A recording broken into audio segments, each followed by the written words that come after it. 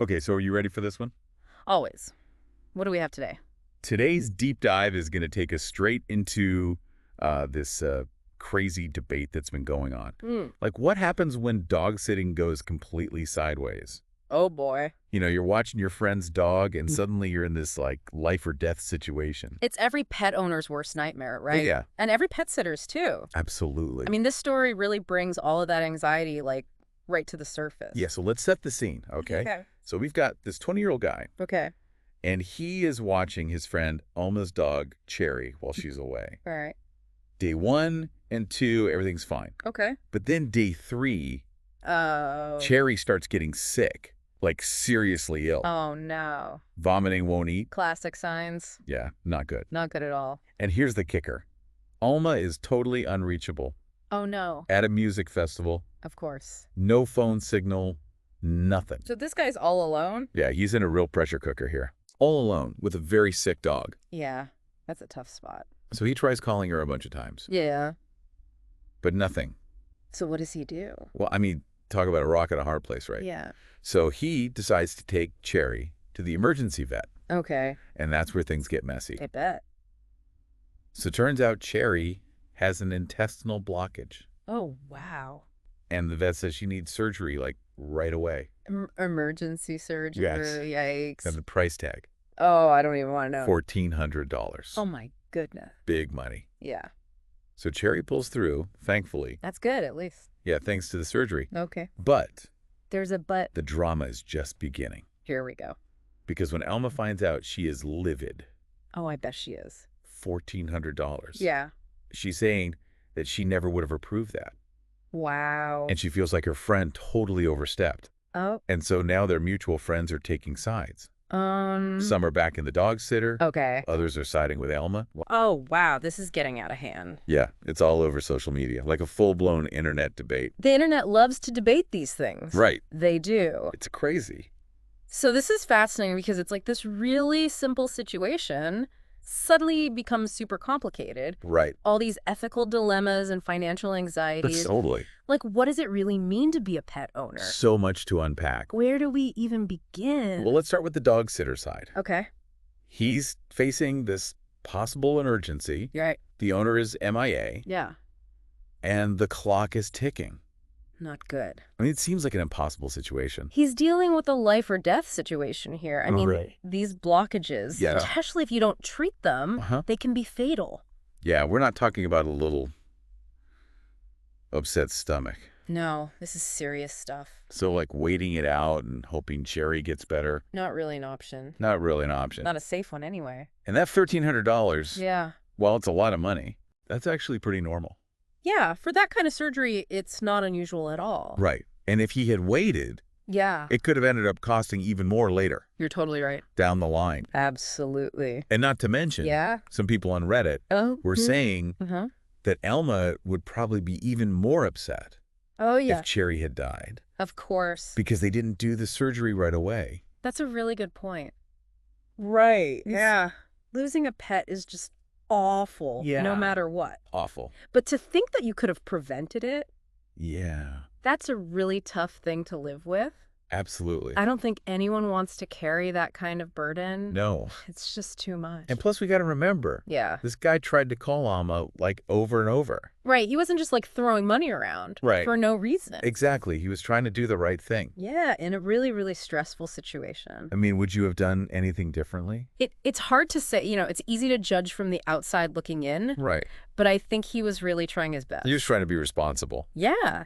And sometimes you got to make quick decisions in an emergency. Totally. Like being proactive can literally save a life. It's true. You can't just freeze up. Exactly. You got to act. You got to act. And he did.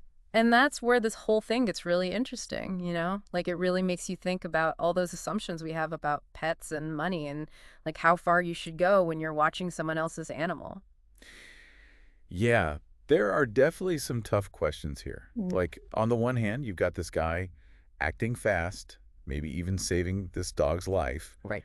But then on the other hand, there's this crazy vet bill that the owner says she just can't afford. It's like the ultimate dilemma, right? Like, where do you draw the line when it comes to spending money on your pet, especially in an emergency? Totally. How do we balance the financial side of things with, like, the moral obligation to protect an animal. Right. It's heavy stuff. It is And of course, this whole thing is blown up online, right? not bad. With people going back and forth about who was right and who was wrong. I can only imagine. Some people are totally on the dog sitter's side, Makes sense. saying he's a true friend and, like, put Cherry's life first. Yeah, those people are basically saying that saving a life is more important than money. Right. Especially when it's a helpless animal. Exactly. They see this guy as a hero. Stepping up when it mattered. Totally. But then you've got the other side. Yeah, the people who feel for Alma. Right, who think she got hit with this massive bill that she never agreed to. Yeah, and that she says she just can't pay. They're saying that he basically made this huge financial decision without her okaying it. Which is a valid point, for sure. Yeah, it really shows how important it is to talk about these things beforehand. Absolutely, like, have clear rules for what happens in an emergency. Which makes me wonder, What? like, legally speaking, Yeah. can a pet sitter actually make those kinds of medical decisions? That's a tricky one. Legally, it can be a bit of a gray area. How so? Well, it depends on the situation, Oh, great. where it happened, the laws there, and whether it was really an emergency. Okay, so in this case, Yeah, like, he did try to call her a bunch of times, right. and it was a serious medical issue. Exactly. So that helps his case. So legally, he might be okay. Possibly. But it still feels ethically complicated. Oh, absolutely. Like, how much responsibility does a pet sitter have? It's a good question. And what about consent when it comes to someone else's pet? Yeah, all important stuff to consider. So what's the solution? I think it all comes down to having those conversations ahead of time. Before you even leave your pet with a sitter. Exactly. Like, don't just talk about the everyday stuff, like Yeah. feeding and walking. You got to talk about what happens if there's an emergency. What if my dog eats a whole bag of chocolate? Exactly. Like, what are your financial limits? Yeah, that's a good one. Do you have pet insurance? Who should they call if they can't reach you? Like a backup contact. Exactly. It's Yeah. almost like having a little pet care contract. Just to be safe.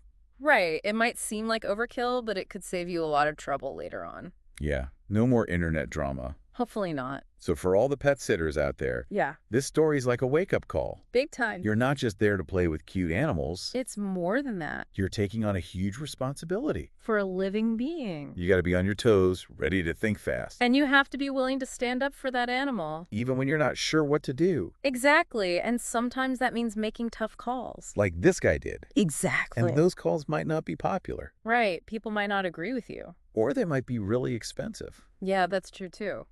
But as we've seen, Yeah. putting money ahead of an animal's health can have really bad consequences. It can be devastating. Absolutely devastating. So I think at the end of the day, this story really boils down to one basic truth. What's that?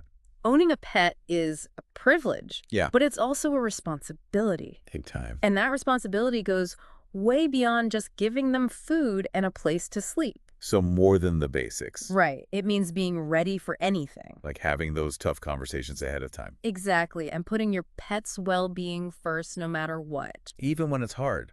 Especially when it's hard. Now, I know some people are going to say Yeah. that $1,400 is a ton of money. Sure. And not everyone has that kind of cash just lying around for emergencies. It's true. A lot of people are struggling. So what do you do if you can't afford that kind of care? Well, that's exactly why those conversations beforehand are so important. So you're on the same page with your sitter. Right. If you know you absolutely cannot afford a certain level of care, you need to be upfront about that. Like, hey, if something happens and it's going to cost more than this much, I just can't do it. Exactly. And maybe that means having a backup plan? Like a friend or family member who can help out financially. Exactly. Or maybe you look into pet insurance. Which can help cover those unexpected costs. Right. There are ways to plan ahead for these situations. So you're not caught off guard. Right. And being a responsible pet owner means thinking about those things. And having honest conversations with anyone who might be taking care of your pet. Exactly. So it's all about communication. Yeah, being open and honest with each other. And putting your pet's needs first. Because at the end of the day, that's what matters most. Totally. Like when you really think about it, Uh-huh. this case shows that a pet's life is priceless. It really is. And sometimes that means making tough choices and putting their needs first. Even if it costs you money. Even if it's a lot of money. Because in the end, their well-being is worth it. Okay, so let's say one of our listeners finds themselves in this exact situation. Uh-oh. Their friend's pet gets sick, the owner's gone. What do they do? Right. Well, first things first, don't panic. Right. Easier said than done when it's an emergency. Totally, but it's important. Okay, so you're staying calm, You're at the vet. Now what? You got to communicate even if the owner's not around. Like, what do you mean? Write everything down, the pet symptoms, what the vet says, the treatment options, all of it. So basically, create a paper trail. Exactly. That way you can show the owner later why you made the decisions you did. Okay, that makes sense. And what if you can reach the owner's emergency contact? Oh, yeah, that's a good idea if you can get a hold of a family member or close friend. Someone who could give you the... Okay. Right, exactly. Okay, but what if you're totally on your own? Oh. You have to make a decision, and there's no time to waste. Well, in that situation, you have to use your best judgment and put the animal's well-being first. You're like their advocate. Exactly. But that's a lot of pressure. It is. Like, how do you decide whether the cost is worth it? That's a tough one. But think about it this way. Yeah. If it was your pet, wouldn't you want someone to do whatever it takes to save their life? Absolutely. I'd be so grateful to anyone who helped my furry friend. Right. And while the financial side of things is important, Yeah. it shouldn't be the only thing you're thinking about when a pet's life is at stake. It's about more than money. Exactly. We have a responsibility to take care of animals. Especially when someone trusts us with their pet. Exactly. And sometimes that means making tough choices. So what's the big lesson here for everyone listening? I think the most important thing is to talk about these things ahead of time. Pet owners and pet sitters. Everyone involved. Okay, so don't just assume everything's going to be fine. Right. You got to talk about those what-if scenarios. Be prepared. Exactly. Set clear expectations about money and give them all the contact info they need. And for pet sitters, you're not just there for the fun stuff. Yeah, it's a real job. It is, you're taking on a big responsibility, and that might mean making hard decisions when things get stressful. Wow, this whole conversation has been really eye-opening. It really makes you think. It's like a reminder that being a responsible pet owner is about so much more than just cuddles and playtime. It's about planning ahead, talking about the hard stuff, and always putting your pet's needs first. Even when it's really challenging. Exactly. And by doing that, we can make sure our furry friends get the best possible care no matter what happens. So to all our listeners out there, we hope this deep dive gave you some things to think about. Yeah, and maybe it even sparked some important conversations with your own pet sitters. Or the people you trust to take care of your pets. Because their lives are precious, and that's something worth protecting no matter what. Couldn't have said it better myself. Yeah. Thanks for joining us for another deep dive.